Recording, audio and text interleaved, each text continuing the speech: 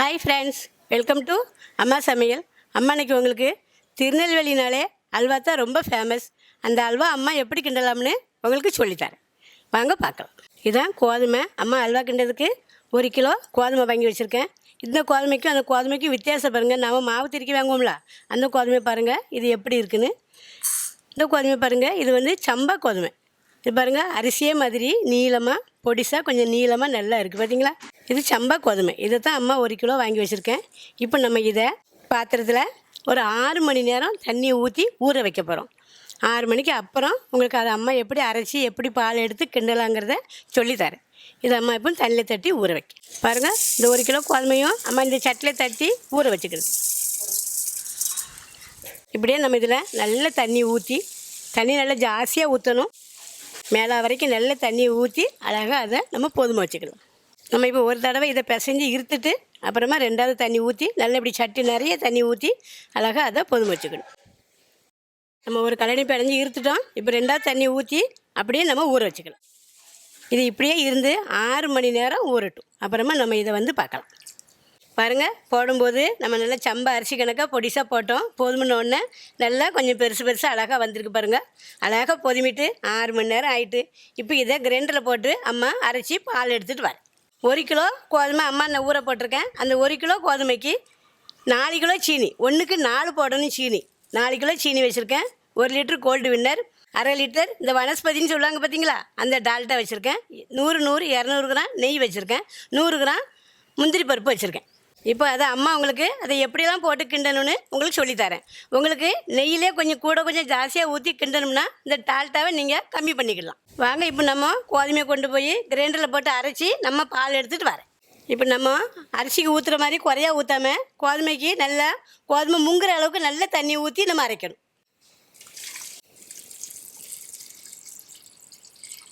பார்த்தீங்களா, நல்லா கோதுமை நல்லா முங்கிட்டு இப்படி நல்ல நிறைய தண்ணி ஊற்றி இப்போ நம்ம ஸ்டார்ட் பண்ணிடலாம். இன்னும் கொஞ்சம் வேணாலும் தண்ணி ஊற்றிக்கலாம். நல்ல இது தண்ணியாக தான் அரையணும். பாருங்கள், இப்போ பாதி அரைப்பு அரைஞ்சிட்டு இப்போ இதை நம்ம அரைச்சிட்டு இதை அப்படியே எடுத்து நம்ம இதில் வடிகட்டிக்கலாம்.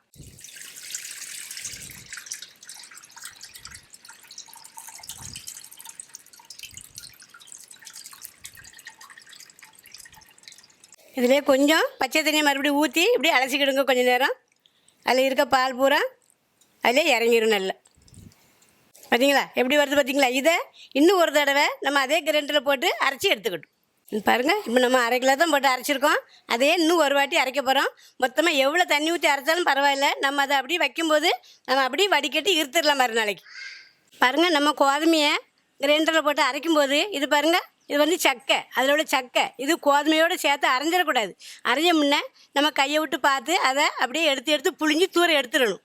பார்த்தீங்களா, இது சேர்த்து அரைஞ்சிட்டுனா நமக்கு அல்வா டேஸ்ட்டாகவே இருக்காது. அரையும் போது இந்த சக்கையை நம்ம கொஞ்சம் கிரைண்டரை அணைச்சிட்டு அப்படி கையை விட்டு பார்த்தோம்னா இந்த சக்கை கிடைக்கும் பார்த்துக்கிடுங்க. பார்த்தீங்களா, ரப்பர் கணக்கு இருக்கும் இந்த சக்கை.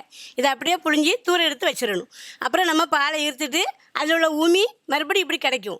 அதை டபுள் 2ஆம் டைம் போட்டு அப்புறம் அரைக்கணும். அப்புறம் அரைச்சோடனே பாலை புழிஞ்சிட்டோம்னா பாருங்கள், கடைசியில் இப்படி இந்த உமி பூரா வேறு வந்துடும், இந்த சக்கை வேறு வந்துடும். நமக்கு பால் மட்டும் தனியாக கிடச்சிடும். பார்த்தீங்களா, நம்ம நல்லா அரைச்சிட்டு இப்படி ஒரு துணியை போட்டு நல்ல வெள்ளை துணியை போட்டு அப்படி புளியும் போது அதில் எந்த சக்கையுமே அதில் போக சான்ஸ் கிடையாது. பாருங்கள், நல்ல பால் மட்டும் நம்மளுக்கு தனியாக இவ்வளோ கிடச்சிருக்கு. ஏன்னா நம்ம நல்ல தண்ணியை ஊற்றி தான் அரைக்கணும் பார்த்துக்கிடுங்க.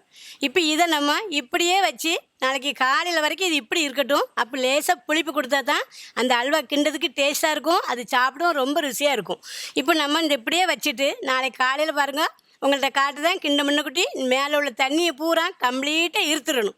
அவ்வளோ தெளிஞ்சு வந்துடும் பார்த்துக்கிடுங்க. கீழே உள்ள இதை வச்சு தான் நம்ம அதை அல்வா கிண்டுவோம். உங்களுக்கு அப்புறமா கிண்டும் போது காட்டுது பாருங்கள். இப்போ நம்ம நேற்றே நல்லா கோதுமையை போட்டு தண்ணியில் வச்சு ஊற வச்சிட்டோம். நல்லா நிறைய தண்ணி வச்சு ஊற வச்சுருக்கோம். அது லேசாக புளிப்பு கொடுத்தா தான் அல்வா கிண்டுறதுக்கு நல்லாயிருக்கும். அதனால் அப்படி ஊற வச்சிருந்துச்சி. இப்போ பாருங்கள், நேற்றே அரைச்சி நம்ம பால் எடுத்து வச்சதுனால நல்லா லேசாக புளிப்பு கொண்டு இப்படி இருக்குது. இப்போ நம்ம இந்த மேண்டாலோட தண்ணியெல்லாம் அப்படியே நம்ம தூர இருத்துருதோம். போதுமான அளவு மட்டும் தண்ணி வச்சுட்டு அதை அப்படியே இருத்துருதோம். பாருங்கள், இப்போ நம்ம பாதி தண்ணிக்கு மேலே தூர இருத்துட்டோம். இப்போ பாதிக்கு கீழே தண்ணி இருக்குது, உள்ளே மாவு உறைஞ்சி இருக்கும். அதை தான் நம்ம இப்படி கலக்கி எடுத்துகிட்டு இப்போ நம்ம இதை தான் அல்வா கிண்ட போகிறோம். இதை இப்படியே கலக்கி நம்ம கிண்டிக்கிட்டே இருக்கும்போது இதில் நமக்கு தண்ணி குறைஞ்சி போயிட்டா நம்ம பச்சை தண்ணி ஊற்றிக்கலாம். அவ்வளோ தண்ணியுமே நம்ம அப்படி வச்சுருந்தா அது கொஞ்சம் ஜாஸ்தியாக புளிப்பு கொடுத்துரும். இப்படி கிண்ணா தான் அல்வா ரொம்ப டேஸ்ட்டாக இருக்கும். 1 மணி நேரமாவது அல்வாவை நல்லா கொதிக்க விட்டு கிண்டுனா தான் அல்வா ரொம்ப டேஸ்ட் வரும்.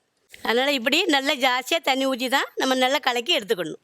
பார்த்தீங்களா, உள்ள மாவு நல்லா கட்டியாக உறைஞ்சி போய் இருக்குது. அப்படி நல்லா கொஞ்சம் கலக்க கஷ்டமாக தான் இருக்கும். நல்லா எடுத்து அப்படி ஃபுல்லாக நல்லா கலக்கிக்கிடுங்க. இப்போ அம்மா நல்லா அப்படி கலக்கிட்டேன். இப்போ அம்மா எல்லாம் ரெடி ஆகிட்டு இங்கேயே வச்சு உங்களுக்கு அல்வா கிண்டி காமிச்சிருவேன். ஆனால் இந்த தம்பி ரொம்ப ஃபேமஸ்ஸு, ரொம்ப சரக்கு மாஸ்டர் இவங்க. நல்லா நாங்கள் அன்றைக்கி வாங்கிட்டு வந்து சாப்பிட்டது ரொம்ப டேஸ்ட்டாக இருந்துச்சு.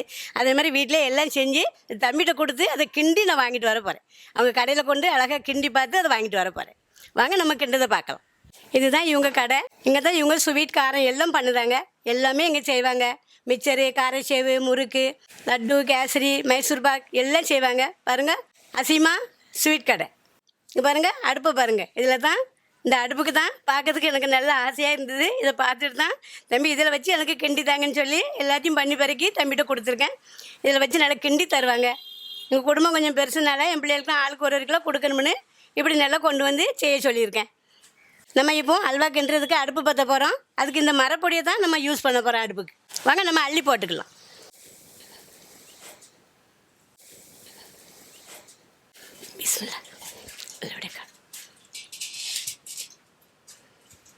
ஃபஸ்ட்டு நம்ம சீனி போட்டுக்கலாம்.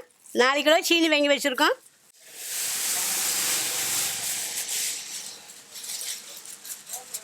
ஒரு கப்பு தண்ணி ஊற்றிக்கலாம்.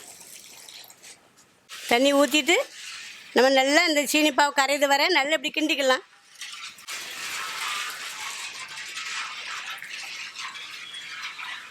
பாருங்கள், நல்லா சீனி பாவு நல்லா ரெடி ஆகிட்டு இருக்கு. இது இப்போ இப்படியே நல்லா கொதி வந்த உடனே நம்ம அந்த பால் எடுத்து வச்சுருக்கோம்ல அதை அப்படியே கம்ப்ளீட்டாக இதில் ஊற்றிக்கலாம். பார்த்தீங்களா, நல்லா லேசாக கொதி வந்துட்டு இன்னும் நல்லா தக்கன்னு கொதிக்கணும். அப்போ தான் நம்ம அந்த பாவை ஊற்ற முடியும். அரைச்சி நம்ம பால் எடுத்து வச்சுருக்கோம்ல அந்த பாவை இதிலே ஊற்றிடணும். இந்த பாருங்கள், நல்லா கொதி வந்துட்டு இப்போ நம்ம இந்த கோதுமை பாலை அதிலே ஊற்றிக்கலாம்.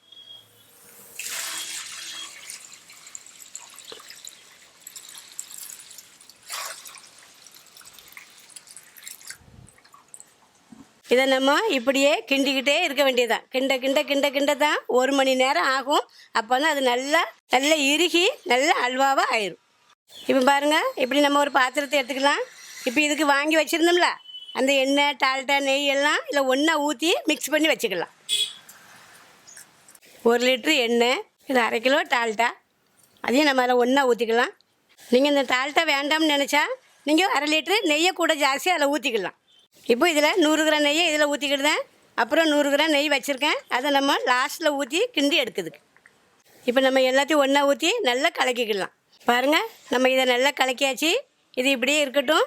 நம்ம அங்கே அந்த பாலை ஊற்றி கிண்டணும் பார்த்தீங்களா, அதை நம்ம கிண்டிக்கிட்டே இருப்போம். அதனோட முக்கால் பாதம் வந்த உடனே நம்ம கலக்கின நெய், டால்டா, எண்ணெயெல்லாம் அப்படி நம்ம அதிலே ஊற்றிடணும். பாருங்கள், நம்ம இப்போ வச்சு இதில் ஊற்றி 20 நிமிஷம் ஆகிட்டு பாருங்கள், இப்போ தான் இப்படி மாதிரி வந்திருக்கு. இன்னும் நம்ம இதை 1/2 மணி நேரத்துக்கு மேலே இப்படியே நம்ம கிண்டணும்.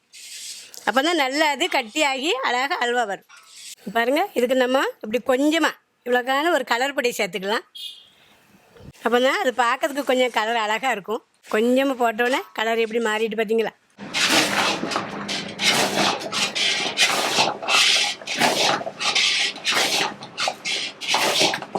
பாருங்கள், 3/4 வேக்காடு வந்துட்டு இப்போ நம்ம நெய்யெல்லாம் கலக்கி வச்சுருந்தோம்ல அதில் பாதியை நம்ம இப்போ ஊற்றிக்கலாம். பாதி இருக்கட்டும், கொஞ்சம் அப்புறமா ஊற்றும். பாருங்கள், இப்படி இருக இப்போ நம்ம ஒரு கரண்டியாக எண்ணெயை கோரி ஊற்றி அதை கொஞ்சம் கொஞ்சமாக கிண்டிக்கிட்டு இருக்கணும். பார்த்தீங்களா, கொஞ்சம் கொஞ்சமாக கிண்ட ஒரு கரண்டியாக ஊற்றி அப்படியே கிண்டிக்கிட்டு இருக்கணும். பாருங்கள், நல்லா இருவிட்டு இப்போ நம்ம மிச்சம் இருக்கிறதையும் அப்படியே ஃபுல்லாக ஊற்றிக்கலாம்.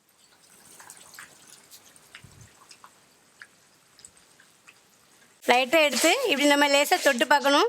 பார்த்தீங்களா, இது இன்னும் லேசாக ஒட்டுது. கையில் இப்படி ஒட்டாமல் பதமாக உருண்டுட்டு வரணும் அல்வா. அந்த அளவுக்கு இருக்கணும். என்ன பாருங்கள், நல்லா உருளுது, ஆனால் லேசாக ஒட்டுதுன்னு கொஞ்சம் ஒரு 5 நிமிஷம் இருக்கட்டும், அல்வா முடிஞ்சிடும். பாருங்கள், அல்வா நல்லா கட்டியாக ரெடி ஆகிட்டு இப்படியே நம்ம இறக்கிக்கலாம்.